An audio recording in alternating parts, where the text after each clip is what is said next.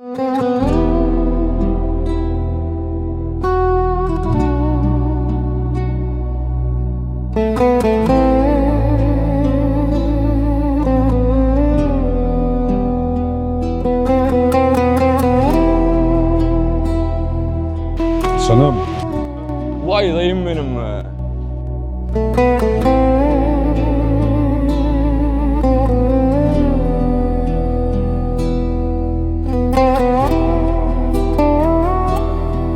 Şükür kavuşturan dayı.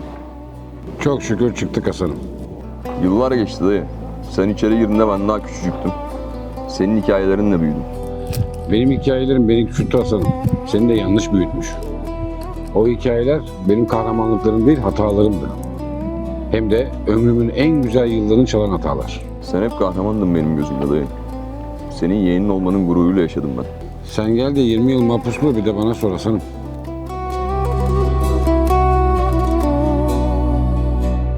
Cidden nasıl geçti onca sene? İnsan kapalı bir yerde 20 sene nasıl yaşar aklım almıyor dayı. İçeride bir şekilde hayat geçiyor, zaman geçiyor. Ama insanın içinden gidenler geçmiyor.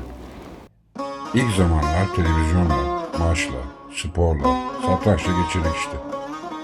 Umut diye bir genç vardı. O bağlama çalardı, biz dinlerdik.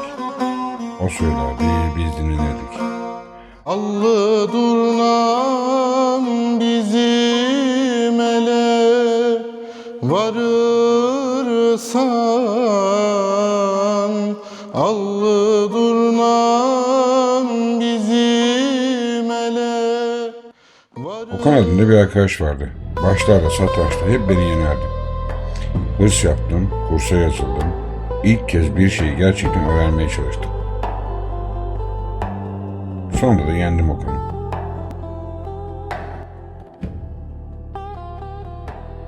Ne kursu dayı? Cezaevinde kurs mu olur? Sen okula mı gittin, ceza yatmaya mı gittin? Hasan'ım ben hep farklı düşündüm. İçeriye girince insan daha da nam salar sanıyordum ama öyle değilmiş. İşte benim en büyük hatam da oydu Hasan'ım. İçeride insan nam salmıyormuş. İnsan içeride ya kendini kaybediyor ya da kendini buluyormuş. Ben zor da olsa ikincisini başardım. Dayı babam anlatmıştı. Hiç okula gitmemişsin. Okuma yazman da yokmuş. Cezaevinde öğrenebilme imkanın oldu mu? Öğrendim. İçeride bütün taleplerim için dilekçe veriyoruz. Her gün birine şunu yazar mısın demekten yoruldum artık. Sonra okuma yazmayı öğrendim.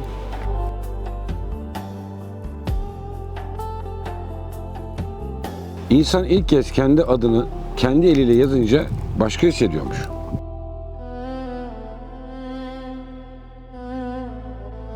Vay be dayı. Benim aklımdaki cezaeviyle senin anlattıkların arasında çok büyük fark var.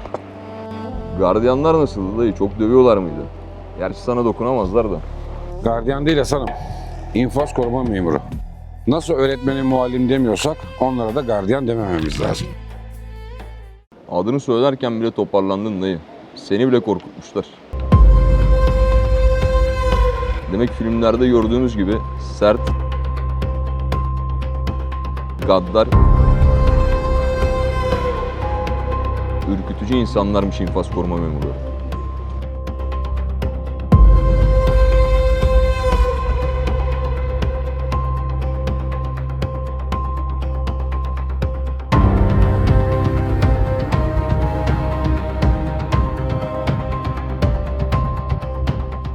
Ne dövmesi Hasan'ım? O insanlar bizim içeride her şeyimizdi. Yeri geldi ayağa kalkamayınca omuzladılar.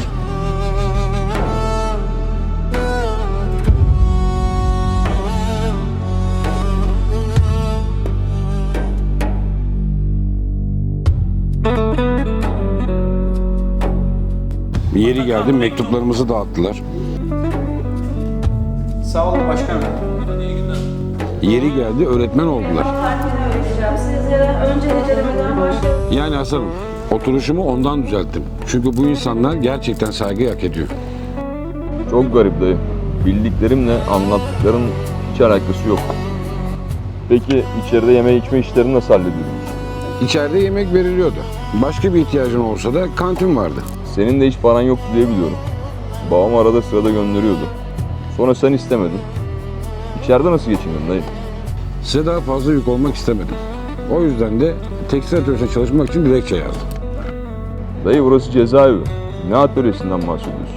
Sen zaten ömrün hayatın boyunca çalışmadın. Nasıl aldılar seni oraya? Hasan'ım, bir insanın senden çekinmesi güç değildir. Asıl güç olan kendi ayaklarının üzerinde durabilmektir. Benim de en büyük değişimim orada başladı. İlk başladığımda hiçbir şey bilmiyordum Hasan'ım.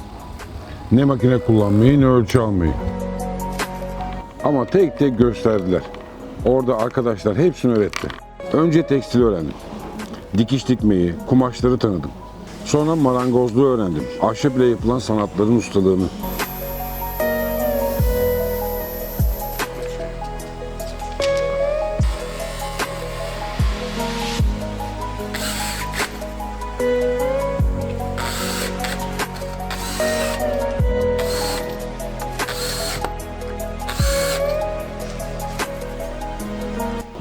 Sonra demir atölyesine girdim.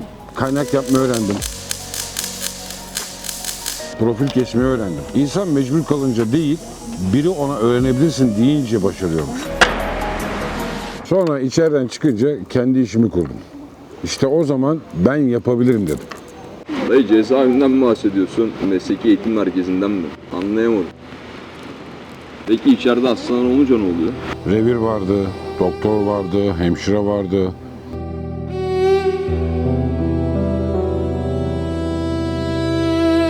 İhtiyaç olduğunda kimseyi ortada bırakmıyorlardı. Dayı daha acil bir şey olursa? Bir gün Okan her zaman gibi satranç oynarken bir anda elini göğsüne götürdü. Sanki zor nefes alıyordu. Bir anda yere yayıldı. O an hepimiz donduk kaldık. Ama onlar donmadılar. Acil durum butonuna basar basmaz hemen geldiler. Okan abi bayıldı. Okan abi Bayıldı abi. İçeriye girdiler. Aç. İnfaz koruma memurları çevre güvenliğini aldı. Revir görevlisi de hemen kalp masajına başladı. Hemen sedye getirdiler, hastaneye kaldırdılar. Merkez kontrollerden ambulansa haber versin. Yani anlayacağın Hasan'ım, bir hayatı daha bırakmadılar. Dayı sonra yaşıyor mu? Çok şükür yaşıyor. Kısa bir süre sonra döndük o işe. Peki dayı hiç kötü bir şey olmadı mı? Olmaz mı yeğenim? Koğuşa bir ay önce gelen birisi vardı. Psikolojik sorunları var. Anlayacağım pek tekin biri değildi. Bir gün kontrolünü kaybetti. Bize ve kendine zarar vermeye kalktı.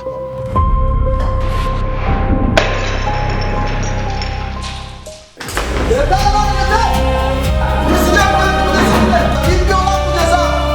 Bırakın lan beni! Sesi duyan infaz korumalar hemen mazgala geldiler. Yeni gelen arkadaş sorun çıkartıyor. Hafif kuvvete haber verdiler.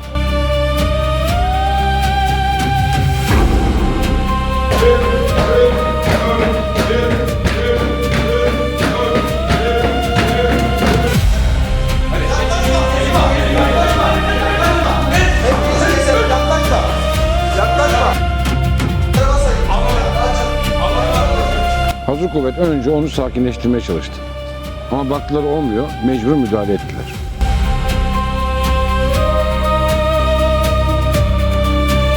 O an anladım ki bazen bizi koruyorlar, bazen de onu. İkisi de kolay değil. Bir kez daha hayatınızı kurtardılar yani dayı. Hem de kendi canlarını içe sayarak. Aynen öyle yeğenim. Hakları asla ödenmez. İçerisi dışarısından daha güvenli gibi anlattın. İçeride bir sürü faaliyet de var. Vallahi içeri giresim geldi dayı. Bir daha duymayayım Hasan'ım. Orada yapılan her güzel şey içeriye düşen kişinin bir daha düşmemesi için yapılıyor. Orada onlarca insan emek veriyor bu iş için. Cezaevini gözünde fazla yükseltme. Unutma, cezaevine çıkılmaz, düşülür. Ama madem bu kadar iyi şey anlattın. Hasan'ım, sen her gün güneşin doğuşunu, batışını görmenin ne demek olduğunu biliyor musun? Burada açık havada çay içebilmenin, yanından geçen arabanın sesini duymanın, toprağa basmanın. Bunların hasretini hiç çektin mi? Hayır, hiç böyle bir şey düşünmedim. Hasan'ım, insan özgürlüğünü kaybedene kadar değerini anlamaz. Mahallede sana hikayelerimi anlatanlar, benim içeride 4 duvara bakıp pişmanlıktan uyuyamadığım geceleri, babamın son nefesini görmeden duymadan onun kaybetmenin pişmanlığını anlattılar mı? Anlatmazlar. Neden? Anlatsalar efsane olmaz. Bu taraftan bakınca hiç çekilecek gibi durmuyor. Sen nasıl dayandın dayı bu kadar? Arada çöktüğüm zamanlar oldu tabii. Kurum psikologuyla görüştüm, dertlerimi anlattım. Kurum vaizinden manevi destek aldım. الذين آمنوا وعملوا الصالحات سندخلهم جنات تجري من تحتها الأنهار. İnsan bazen akılla, bazen sözle, bazen sadece duyulunca toparlanıyormuş. Yani çekilmesi imkansız bir ortamı çekilebilir bir hale getirmek için cezaevi çalışanları canla başla çalışıyor dayı. Doğru mu? Müdüründen aşçısına, öğretmeninden doktoruna, psikoloğundan vaizine, infaz koruma memurundan baş memuruna. Orada aslında herkes aynı şeye hizmet ediyor. Suç işleyeni daha dibe göndermek değil, yeniden ayağa kaldırmak. Ben hiç böyle bilmiyordum. Çoğu kişi bilmiyor.